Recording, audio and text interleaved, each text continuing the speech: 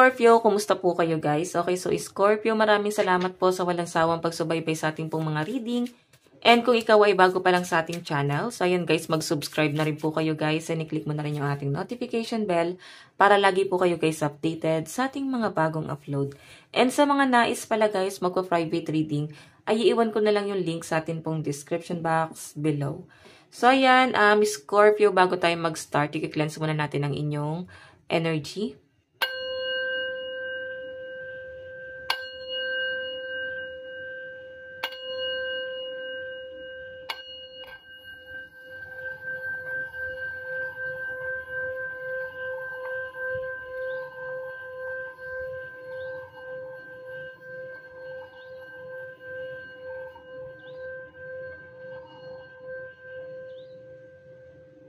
Okay.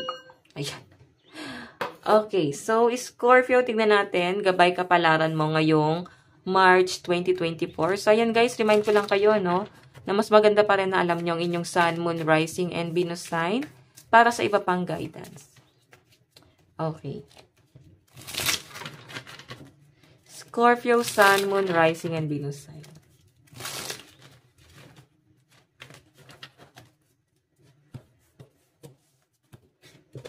Scorpio, Sun, Moon, Rising, and Venus sign. Gabay kapalaran po. Oops, ang dami.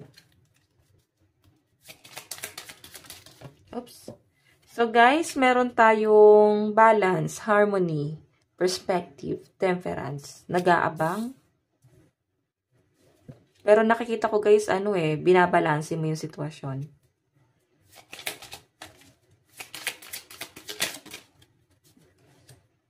Eight of Swords.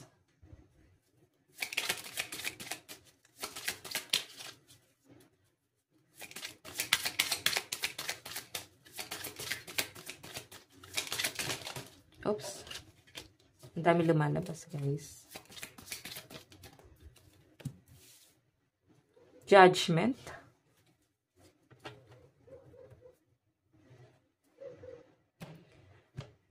Okay, so alam niyo Scorpio ngayong March, mas nagiging maramdamin.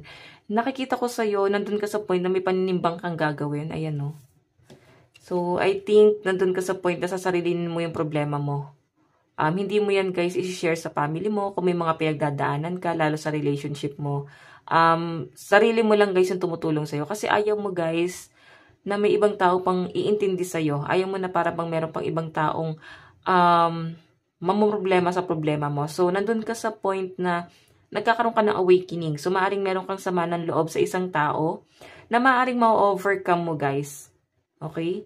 Siguro, guys, nakagawa, guys, ng kasalanan sa inyo yung taong yan, guys. And nakikita ko na para bang may nangyayari sa kanyang di maganda, siguro kinakarma siya. And ikaw, hindi ka naman ganun kasamang tao. Hindi mo rin naman yun, guys, hiniling sa kanya. Pero sa nakikita ko dito, Scorpio, parang kinakarma yung taong yun. Okay? And parang nahahabag ka naman. Nakaka-feel ka rin, guys, ng awa kahit papano sa taong yan. And ayan, guys, sobrang balance ng energy mo. Kasi nandito po yung temperance. And meron tayong feeling trap, blind to the truth, self-limiting.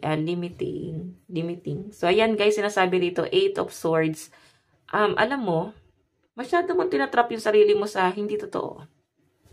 So, parang nagbubulag-bulagan ka sa totohanan, guys. Sa katotohanan. So, I think yun yung mali sa inyo. Yung nagbubulag-bulagan ka sa totoo. Okay? Huwag mo nang gawin yan, guys. Kasi pwedeng hindi yan, guys, makakatulong sa inyo. Masyado mo guys, dinadown yung sarili mo, masyado kang nalulungkot sa kasawian ng iba. Okay, pwede may naawa ka sa sitwasyon. Siguro kasi guys, talagang malapit talaga sa inyo yung taong yun. So, naawa ka sa sitwasyon ng taong yun. Gusto mo na mapabuti rin yung buhay niya. Okay? Kahit papano. So, tignan pa natin guys. Okay.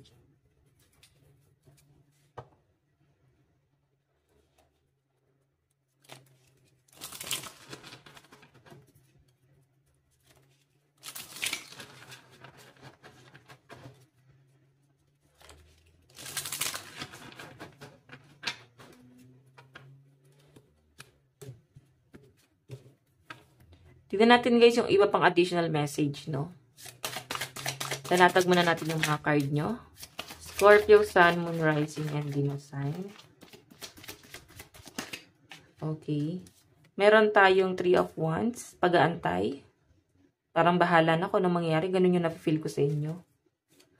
May nakikita ko rito guys, maaring nalulungkot ka sa problema talaga ng isang tao. Pwede, ayun o. Siguro may biyahe ka. Pwede na pamahal ka na doon sa lugar na yan o sa taong yon. Maaring hindi mo kayang iwan or pwedeng siya ay uuwi na. Pwedeng end of contract na. Pwedeng katrabaho mo pala to Scorpio or kapamilya. So, may paglayo eh. Ayan o, may paghiwalay. Paghiwalay ng landas. Nalulungkot ka, Scorpio. So, meron tayong The Chariot.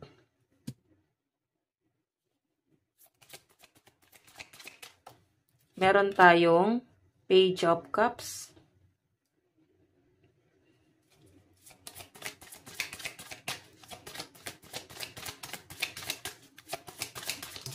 Okay, meron tayong Death. And the Hermit.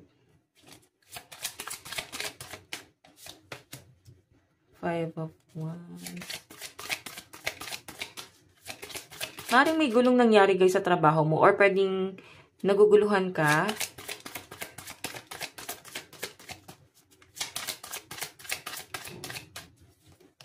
Okay.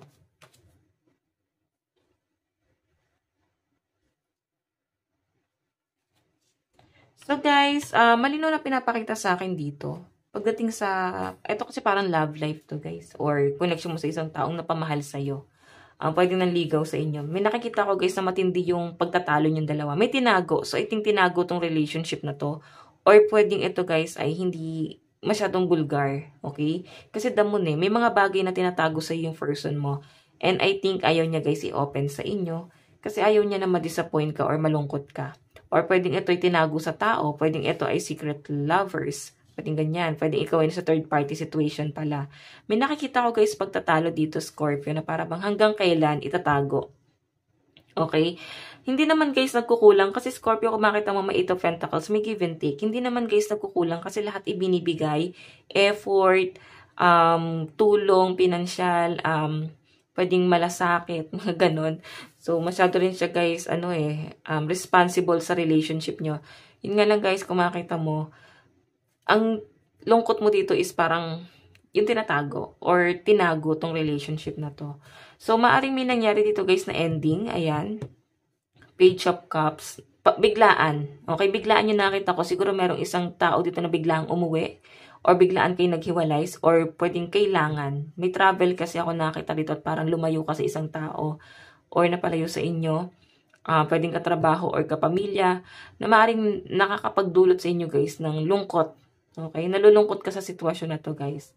So in case baka water sign, ayan o, yung kadil nyo. Kapwa nyo water sign Scorpio. Cancer, Pisces, and Scorpio. So ito guys, death and rebirth. Nasabi rito, huwag ka na daw mag-worry. Para bang hayaan na natin si universe ang lumutas sa problema nila na yan. May plano sa kanya si universe na pinapakita sa akin dito. Ngayon guys, maaaring ikaw ay natatrap. Akala mo dito is magiging malaya ka once na umalis ka dun sa sitwasyon. Pero sa pinapakita sa akin guys, nakahinga ka lang ng konti. Pero ganun din siya guys, no? Natrap ka pa rin. Or maaaring nagigilty ka kasi siguro hiniling mo na sana makalaya na ako dito. Ngayon nung binigyan ka ng kalayaan, parang hindi mo pala kaya. No? Tingnan natin. Scorpio, advice. Meron tayong know your worth. Diba? Ngayon, mas pahalagahan mo yung sarili mo. So, yun yung kailangan nyo rito, guys. Focus ka ngayon sa mga positive. Yun lang yung tignan mo, guys. Okay? Okay, so Scorpio, ito lang naman po ang inyong reading hanggang sa muli. God bless and love you all. Thank you.